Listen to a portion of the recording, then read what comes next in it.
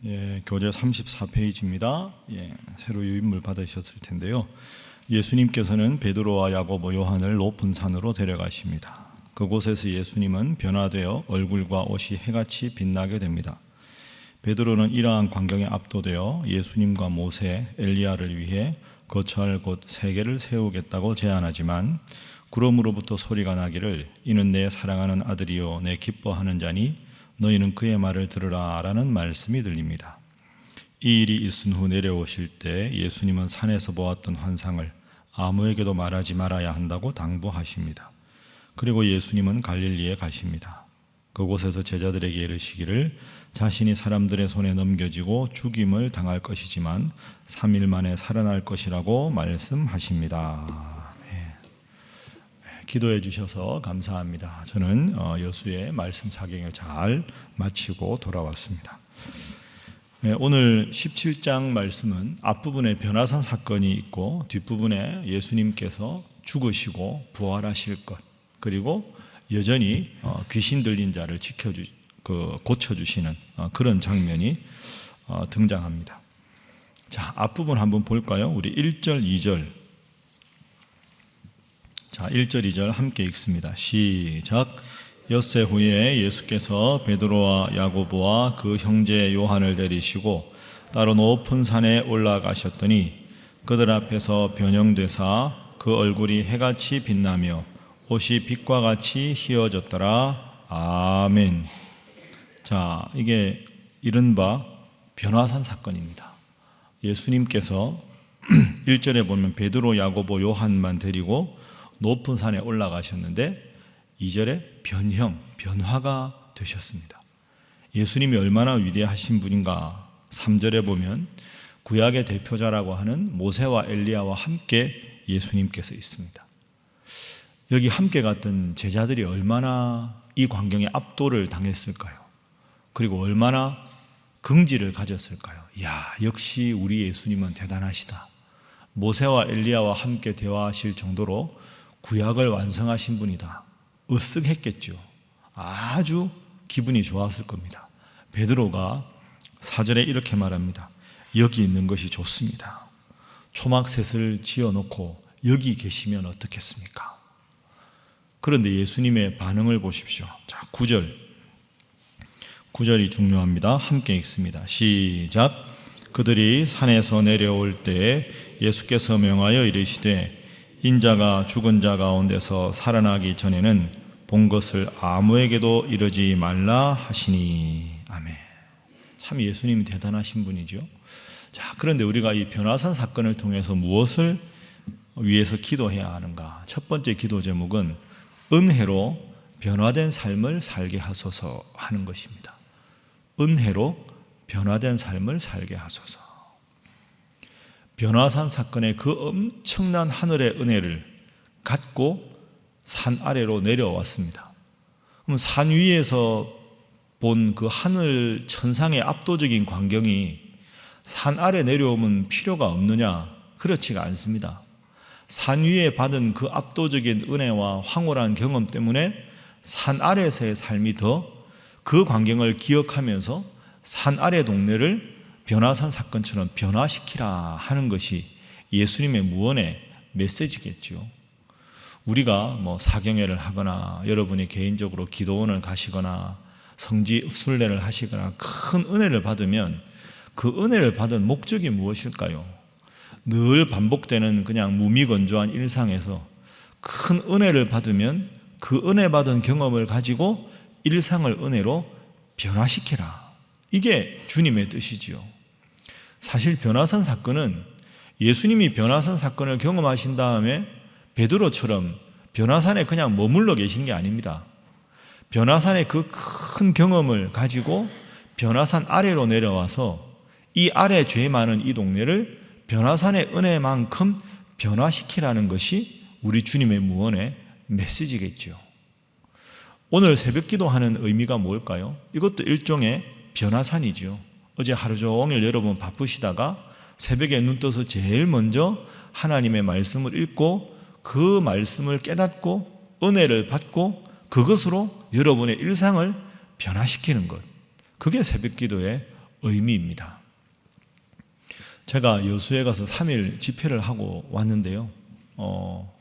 제가 좀 놀란 게 있습니다. 그 교회가 큰 교회가 아닙니다. 한 350명, 400명? 요즘에는 집회한다고 더 많이 모이지 않죠.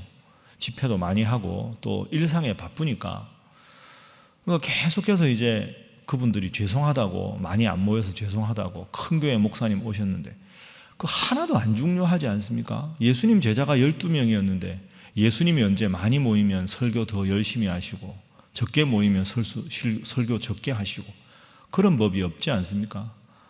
그런데 깜짝 놀란 건 제가 우리 교회 부임할 때도 그런 말씀 많이 들었는데 밤새 교회에서 기도하시고 주무시는 권사님들도 계시고 그렇게 기도 많이 하는 그 교회 가니까 그런 교회였습니다. 한 150명 정도 집회마다 오셨는데요. 정말 설교도 잘 들으시고 정말로 저분들은 기도하는 분이구나. 설교하다 보면 그 목사에게는 그 느낌이 있거든요. 그렇게 열심히 은혜를 사모하는 분이 몇 분이나 회중석에 앉아 계시느냐가 사실은 그날의 은혜의 성패를 결정하는 데 중요한 역할을 하는 거죠. 그러니까 사실은 장로님 한 분이 그러시더라고요. 여러분 기억하실지 모르겠는데 제가 작년에 인천에 엄청나게 큰 교회에서 5월 말에 집회를 했었습니다. 그 교회는 본당이 6,000명 들어가는 본당입니다. 그러니까 이분들이 알고 있는 겁니다. 그 6,000명 들어가는 본당에서 작년에 집회를 하셨는데 올해 집회 이렇게 적게 모여서 죄송하다고. 하나도 죄송할 게 없죠. 여러분은 이 자리에 안 서셔서 모르겠는데요. 목사가 설교할 때 첫 번째는 목사가 얼마나 준비되었느냐가 중요하고 두 번째는 회중에 몇 명인가가 하나도 중요하지 않습니다. 이 앉아 있는 분 중에서 정말로 은혜를 사모하는 성령 충만한 분이 몇 분인가. 10,000명이 앉아 있어도 그런 분이 없으면 아무 소용이 없고요.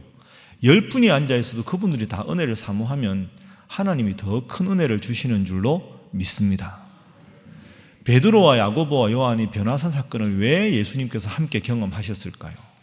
12명 다 데리고 가시는 거 아니잖아요. 딱 3명만. 이게 무슨 의미가 있을까? 너희들이 받은 그 압도적인 은혜를 가지고 다른 제자들에게도 이 압도적인 은혜를 전하고 앞으로 사역을 하면서도 그 압도적인 은혜가 여러분이 가는 모든 곳에 전파되기를 바란다는 것이 우리 예수님 뜻이 아니겠습니까?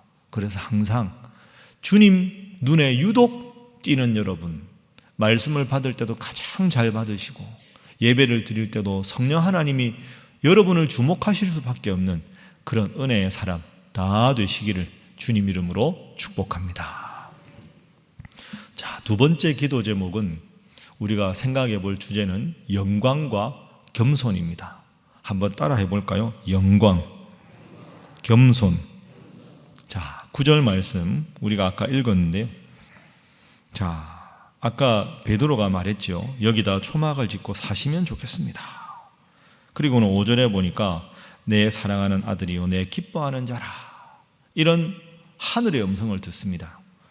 그런데 예수님은 아무런 반응이 없이 9절에 보면 산에서 그냥 내려오십니다.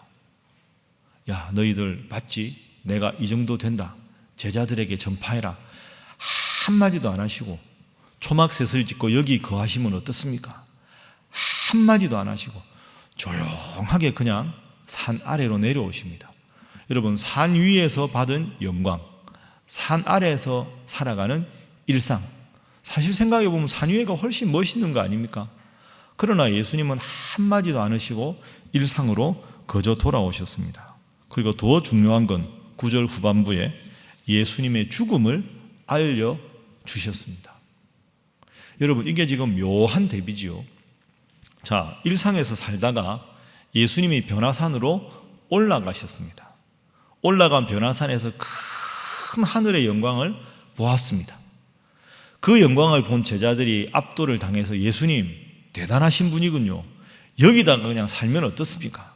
한마디 대답은 안 하시고 그 압도적인 영광을 보시고 아래로 아무 말 없이 내려오십니다.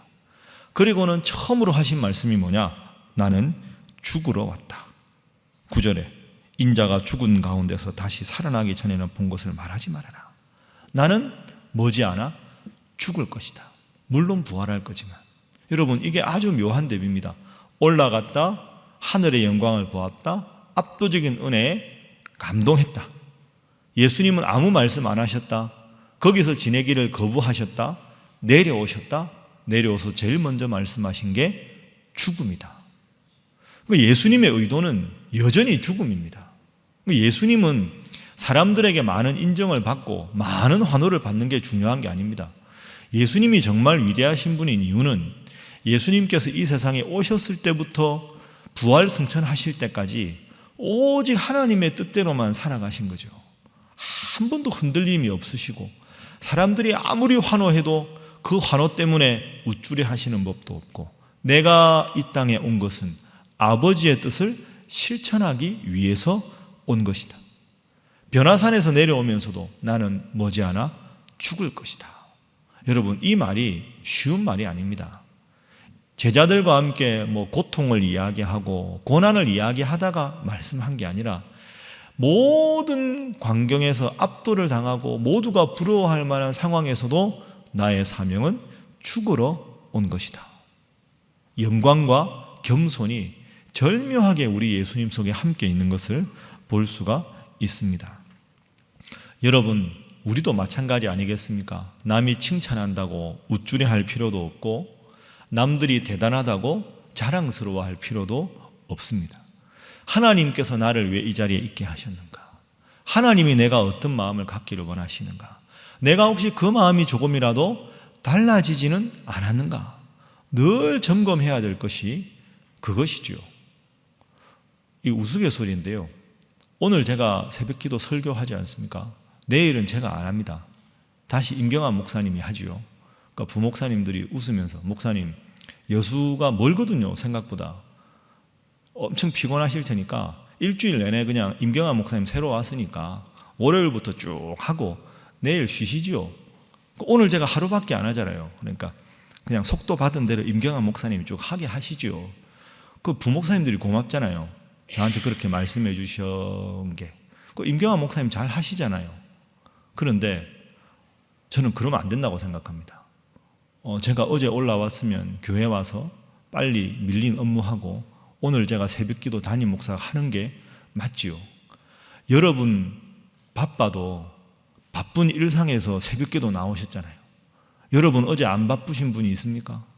저도 피곤하다 그러지만 솔직히 목사로서 살아가는 것보다 여러분들이 훨씬 인생이 더 바쁘고 피곤하시잖아요. 그런데 목사가 집회 갔다 왔다고 교인들이 저를 위해서 열심히 기도하셨는데 피곤하다고 하루 쉬면 되겠습니까? 물론 제가 쉰다고 여러분들이 저한테 삐치시겠습니까? 그러시진 않겠지요. 그러나 목사가 제가 앞으로 몸이 너무 안 좋아서 쉴 수는 있지만 공식적으로 여러분들에게 광고하고 나서 돌아와서는 일상으로 최대한 빨리 돌아와서 여러분들 얼굴을 뵙는 게 그게 담임 목사 자세지. 좀 피곤하다고 교인들 다 양해한다고 그렇게 그냥 하나하나 쉽게 가면 그게 제가 하나님 앞에 바로 서지 않는 길이 아니겠습니까? 영광과 겸손, 높아짐과 낮아짐, 이 관계를 잘 생각하시고 사람들의 반응이 아니라 늘 하나님 주신 그 첫 마음을 품으시고 겸손하게 하나님 잘 섬기시는 여러분 되시기를 주님 이름으로 축복합니다. 그래서 마지막 세 번째 기도 제목은 일상에 최선을 다하게 하소서 하는 기도 제목입니다. 항상 하나님 매일 주신 평범한 일상에 최선을 다하게 하소서. 자, 18절 말씀. 자, 18절 함께 읽어봅니다. 시작. 이에 예수께서 꾸짖으시니 귀신이 나가고 아이가 그때부터 나으니라. 아멘. 자, 예수님이 변화산에서 내려오셨습니다. 내려오신 걸 기다리기라도 한 듯이 귀신 들린 아이도 있고 하나님의 천국 복음 말씀을 듣고 싶은 사람도 있고 수많은 무리들이 예수님께 왔습니다.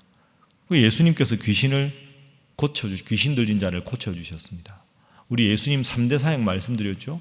말씀을 가르치시고 천국 복음을 전파하시고 병든 자들을 고쳐주시고 가르치시고 전파하시고 고쳐주시고 이 사역을 변화산에서 내려오자마자 일상에 똑같이 하셨습니다. 변화산 사건 때문에 쉬신 적이 없습니다. 예수님이 일 중독이라는 게 아니라 변화산 은혜는 은혜고 일상은 은혜고 항상 주어진 여건에서 항상 하나님 앞에서 일상에서 최선을 다하는, 과거는 과거일 뿐이고 미래는 미래일 뿐이고 오늘 하나님 주신 하루에 열심히 그 사역을 위해서 최선을 다하는 모습, 그게 오늘 18절의 말씀입니다. 여러분, 오늘도 새벽기도 끝나면 여러분 하실 일이 있을 겁니다. 새벽기도 하는 이 은혜 받는 이 마음으로 일상에 최선을 다하시기를 주님 이름으로 축복합니다. 세상 일과 교회 일, 그리고 일상과 신앙은 분리될 수 없습니다. 그리고 그 무엇이 더 중요한 게 아닙니다. 일상을 거룩하게, 일상 속에서 배웠던 많은 것들을 은혜로 다시 한번 음미하고, 일상 속에서 부족한 것을 말씀으로 점검하고, 그 말씀 붙잡고 일상을 변화시키고, 이게 일상과 신앙생활의 두 가지의 관계지요. 우리 예수님 이 모습을 꼭 본받아서 오늘 하루도 매일매일 오늘 하루 주님 주신 삶에 최선을 다하리라 기도하시고 말씀 붙잡고 늘 은혜 가운데 살아가시는 여러분 되시기를 주님 이름으로 축복합니다. 기도하겠습니다. 하나님, 늘 천상의 은혜로 일상을 변화시키는 자가 되게 하시고, 다른 사람들이 주목하고 영광을 받는 자리에도 늘 낮은 자리, 겸손한 자리에 처하게 하시고, 늘 하나님 주신 일상의 순간순간에 주의 뜻을 이루기 위해 기도하며 노력하는 자가 되게 하여 주옵소서.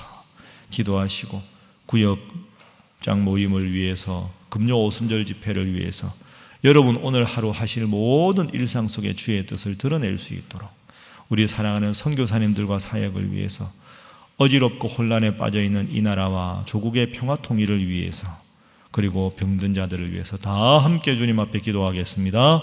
주여 믿습니다. 주여 믿습니다. 주여 믿습니다.